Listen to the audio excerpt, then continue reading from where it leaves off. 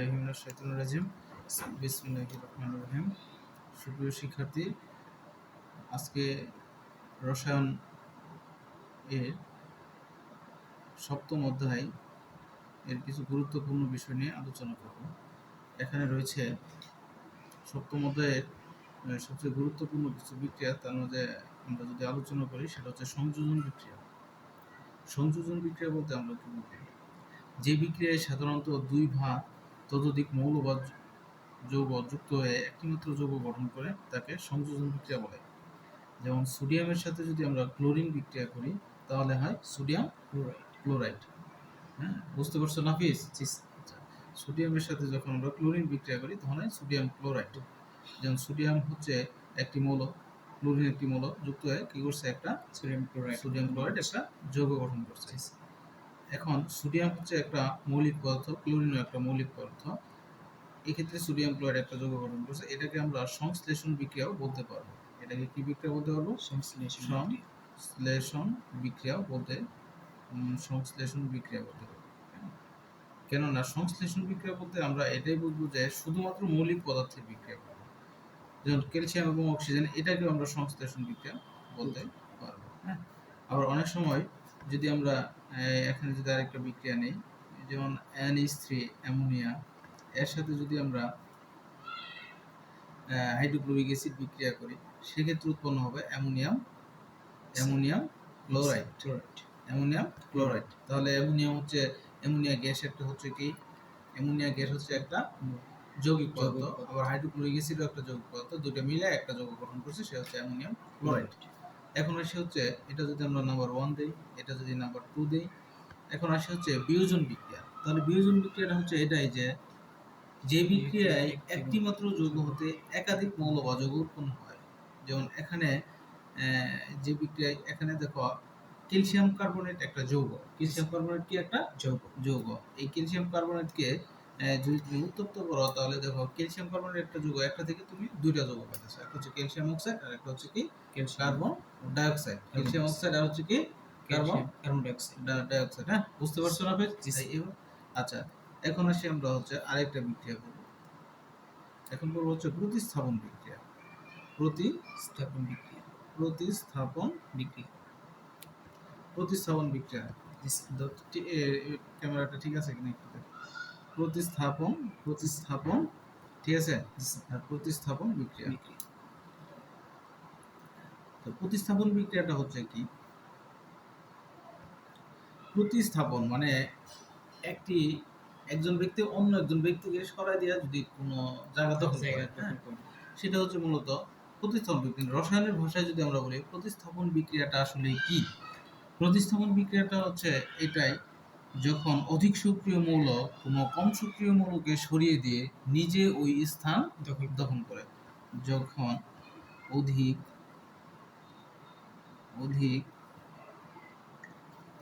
সক্রিয় মৌল বা যৌগ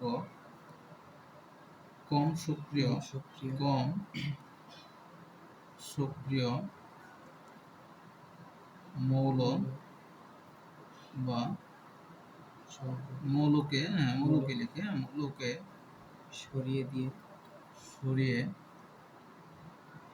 দিয়ে নিজে ওই স্থান দখল করে তাকে কি বিক্রিয়া বলে?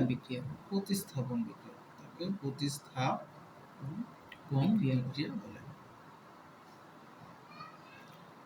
বিক্রিয়া বলে। কি বলছে যে প্রতিস্থাপন বিক্রিয়া যখন অধিক সক্রিয় মৌল বা যৌগ কম সক্রিয় মৌল বা মৌলকে সরিয়ে দিয়ে নিজে কি করে ওই স্থান দখল করে। যেমন আমরা যদি একটা এক্সাম্পল দিই, ক্যালসিয়াম প্লাস H2SO4 মানে হচ্ছে সালফিউরিক অ্যাসিডের সাথে আমরা ক্যালসিয়াম বিক্রিয়া করি। এই ক্যালসিয়াম কি করবে? ধাক্কা দেয়া হাইড্রোজেনকে সরায় দেয় কি করবে? নিজে ওই স্থান দখল করবে। তাহলে ক্যালসিয়াম যখন হাইড্রোজেনকে সরিয়ে দিবে তাহলে হবে কি? ক্যালসিয়াম সালফেট SO4, ক্যালসিয়াম জায়গাটা দখল করছে। কার জায়গা দখল করছে? হাইড্রোজেনের জায়গা দখল করছে, তাহলে হয়ে গেছে ক্যালসিয়াম সালফেট প্লাস হাইড্রোজেন গ্যাসটা আলাদা হয়ে যাবে। এটা হচ্ছে আমাদের প্রতিস্থাপন, মানে ক্যালসিয়াম কি করছে, একটি মৌল অন্য একটা মৌলকে সরাই দিবে, যেমন ক্যালসিয়াম একটা মৌল অন্য একটা মৌল হাইড্রোজেনকে সরাই দিয়ে নিজেও স্থান কি করছে, দখল করছে। এটা হচ্ছে একটা কি বিক্রিয়া, প্রতিস্থাপন বিক্রিয়া। ঠিক আছে, এখন যদি আমরা আরেকটা एग्जांपल দেই, এই যেমন হচ্ছে কপার প্লাস H2 না দিয়ে আমরা অন্য একটা অ্যাসিড নেই, যেমন আমরা নিতে পারি হচ্ছে H3PO4 ফসফিউরিক অ্যাসিড। কি অ্যাসিড? ফসফিউরিক অ্যাসিড। আচ্ছা, তাহলে কপার কি আসলে আদৌ কি হাইড্রোজেনকে সরাইতে পারবে? এখানে আমরা যদি সক্রিয়তা ক্রমটা লক্ষ্য করি, সক্রিয়তা ক্রমতে লক্ষ্য করলে দেখা যায় এই যে কপারের অবস্থানটা হাইড্রোজেনের নিচে, যার কারণে কপার হাইড্রোজেনকে সরাইতে পারে না। সুপ্রিয় শিক্ষার্থী, তোমাদের সক্রিয়তা ক্রম নিয়ে আমি আরেকটা ক্লাসে এটা বিস্তারিত আলোচনা করব। এখন শুধু জেনে রাখো যে কপারের যে ক্ষমতাটা আছে সেটা মূলত হাইড্রোজেনকে সরানোর মতো ওই ক্ষমতাটা তার নেই, কেননা কপারের অবস্থানটা হাইড্রোজেনের নিচে। তাহলে এটা আসলে বিক্রিয়া করবে না। আচ্ছা, আমরা পড়লাম তাহলে কি সংযোজন বিক্রিয়া পড়লাম, বিয়োজন বিক্রিয়া পড়লাম, প্রতিস্থাপন বিক্রিয়া পড়লাম। এখন আমরা পড়ব হচ্ছে রসমন বিক্রিয়া। কি বিক্রিয়া? রসমন বিক্রিয়া। রসমন বিক্রিয়া কি বিক্রিয়া? রসমন বিক্রিয়া। রসমন বিক্রিয়া হচ্ছে যে বিক্রিয়ায় সাধারণত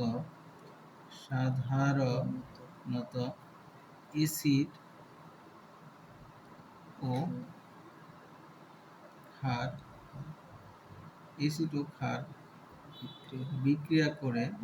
ক্ষার বিক্রিয়া করে কি উৎপন্ন করে? লবণ ও পানি উৎপন্ন করে। লবণ ও পানি উৎপন্ন করে তাকে প্রশমন বিক্রিয়া বলে। প্রশমন বিক্রিয়ার যদি আমরা রোজটা লিখি, এটা মূলত রোজটা হবে মূলত অ্যাসিড প্লাস ক্ষার। যদি আমরা রোজটা প্রয়োগ করি তাহলে সকল বিক্রিয়া হয়ে যাবে। হ্যাঁ, অ্যাসিড প্লাস ক্ষার বিক্রিয়া করে উৎপন্ন করবে লবণ প্লাস কি পানি। এখন আমরা এই ফরম্যাটটা ফলো করে আমরা প্রশমন বিক্রিয়া যদি করি, আমরা যে কোনো একটা অজৈব অ্যাসিড নিব, যেমন যদি নেই HCl হাইড্রোক্লোরিক অ্যাসিড প্লাস যে কোনো একটা ক্ষার, যেমন সোডিয়াম হাইড্রোক্সাইড একটা ক্ষার। এখন ক্ষারকে আমরা কিভাবে যদি কোনো ধাতুর সাথে OH মূলক যুক্ত হয়, কি মূলক যুক্ত হয়? OH মূলক যুক্ত হয়। হাইড্রোক্সাইড, OH মানে হচ্ছে এর আরেকটা নাম হচ্ছে হাইড্রোক্সাইড, এর আরেকটা নাম হচ্ছে কি হাইড্রোক্সাইড, তখন আমরা এটাকে বলতে সোডিয়াম হাইড্রোক্সাইড। তাহলে অ্যাসিড এবং ক্ষার বিক্রিয়া করে কি হয় দেখো, এখানে এই সোডিয়াম কি করবে ক্লোরিনের সাথে যায় বিক্রিয়া করবে। সোডিয়াম হচ্ছে ধাতু, ক্লোরিন হচ্ছে অধাতু। সোডিয়াম কি করবে? ক্লোরিনের সাথে বিক্রিয়া করে সোডিয়াম ক্লোরাইড উৎপন্ন করবে। কি উৎপন্ন করবে? সোডিয়াম ক্লোরাইড উৎপন্ন করবে। হ্যাঁ, আর আরেকটা জিনিস মনে হবে, ধাতু এবং অধাতু। ধাতুর নাম এবং যৌগমূলকের নাম আমরা যখন যৌগ গঠন করি তখন ধাতু এবং যৌগমূলকের নামের কোনো পরিবর্তন হয় না, কিন্তু অধাতুর নামের পরিবর্তন হয়। যেমন ক্লোরিন থেকে ক্লোরাইড, অক্সিজেন থেকে অক্সাইড, ফ্লোরিন থেকে ফ্লোরাইড, কিন্তু সোডিয়ামই থেকে যাবে। যৌগমূলক যেমন সালফেটই থেকে যাবে। যেমন তুমি এখানে ক্যালসিয়াম কার্বনেট কিছুক্ষণ আগে তুমি বলছিলা নাফিস, তুমি বলছিলা হচ্ছে যে ক্যালসিয়াম কার্বনেট, যেমন ওখানে ধাতু এবং কার্বনেট এর কোনো নামেরই কি হয় না, পরিবর্তন হয় না। আচ্ছা, তাহলে সোডিয়াম ক্লোরাইড প্লাস কি উৎপন্ন হবে? এই হাইড্রোক্সাইড আয়ন এবং এই হাইড্রোক্সাইড এবং হাইড্রোজেন মিলে কি উৎপন্ন করবে? H2O পানি উৎপন্ন করবে। আর আমরা দেখো এইটা হচ্ছে সোডিয়াম ক্লোরাইড লবণ, যা খাবার লবণ, আর পানি।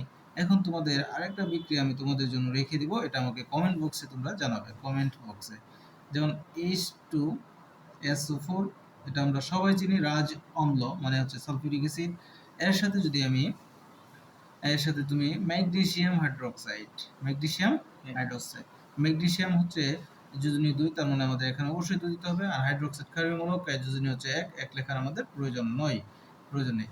তাহলে এটা কি হবে তোমরা কমেন্ট বক্সে আমাকে লিখে জানাবে। ঠিক আছে, ধন্যবাদ সবাইকে। আমার এই ক্লাসের মুহূর্তে আমার সাথে আমার স্নেহের শিক্ষার্থী উপস্থিত ছিল হচ্ছে নাফিস। সে শেরপুর শাখায় বিএফ শাহিন স্কুল অ্যান্ড কলেজের একজন 10ম শ্রেণীর শিক্ষার্থী। ধন্যবাদ সুপ্রিয় শিক্ষার্থী তোমাদের। আজকে আমরা এই চারটা বিক্রিয়া রয়েছে আলোচনা করলাম এবং পরবর্তী ক্লাসে তোমাদের আরো অন্যান্য বিস্তারিত আলোচনা করে দেখাবো।